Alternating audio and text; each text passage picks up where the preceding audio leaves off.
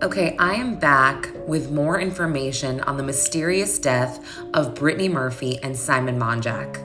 I first looked into their deaths about 3 years ago after I interviewed Simon Monjack's mother, Brittany's mother-in-law, Linda Monjack, and forensic pathologist Dr. Cyril Wecht. You're gonna wanna pay attention because I feel like a lot has happened in the last 3 years since I actually dug into this.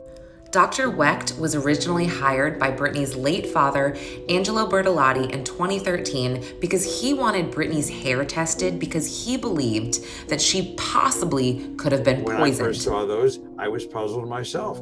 And I have looked into it. I have reinvestigated. I've studied it.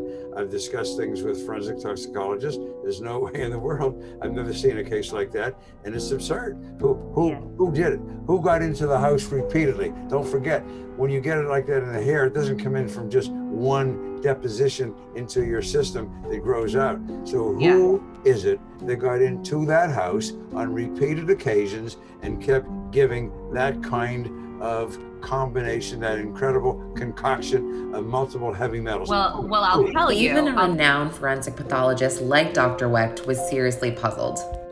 Then we have the mold theory. So Brittany, Sharon Murphy, her mother, and Simon Monjack were all living in a house where supposedly there was mold. I'm gonna play a clip from the podcast that I did about 3 years ago with me talking about the mold, going right into Linda Monjack talking about the mold.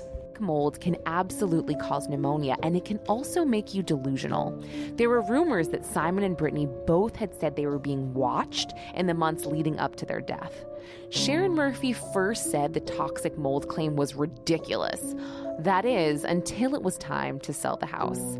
Then she tried to sue the house inspection company or something like that. But my whole thing is, if the toxic mold thing is actually true, then why is Sharon completely fine? She was living in the same house and even the same room at one point. And she had 20-something years on both Simon and Brittany. In the house, because they had terrible mold on the windows, and mold that isn't treated lets off spores, and those spores can give you Legionnaire's disease. Yeah. So we were convinced that he and Brittany both died of Legionnaire's disease.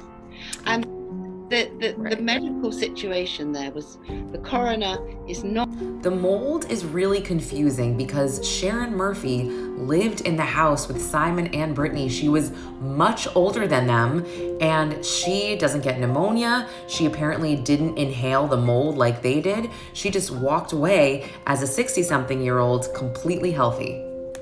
Let's fast forward to 2023 when Brittany's brother claimed to the Daily Mail that foul play was involved and that somebody offed his sister. He also mentions, once again, that Simon owed a lot of people money. On part 1, I mentioned Harley Pasternak, the celebrity trainer, as being one of those people that Simon owed money to. I also forgot to mention that Harley Pasternak, in addition to training Kanye and sending him those threatening messages, he also trained the late Mac Miller. I'll be digging up a few more sound bites from my interviews with Dr. Cyril Wecht and Linda Monjack, but stay tuned, I have new interviews around this coming soon.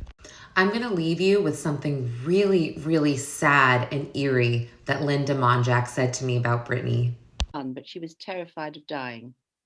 It was the one thing that she was always said, I'm going to die young. And it was something that she almost knew. And we would discuss that, and I would say to her, because I'm quite spiritual, but I didn't pick that up.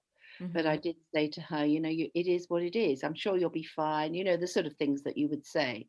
Mm-hmm. But it was a very, very strange and weird way that she died.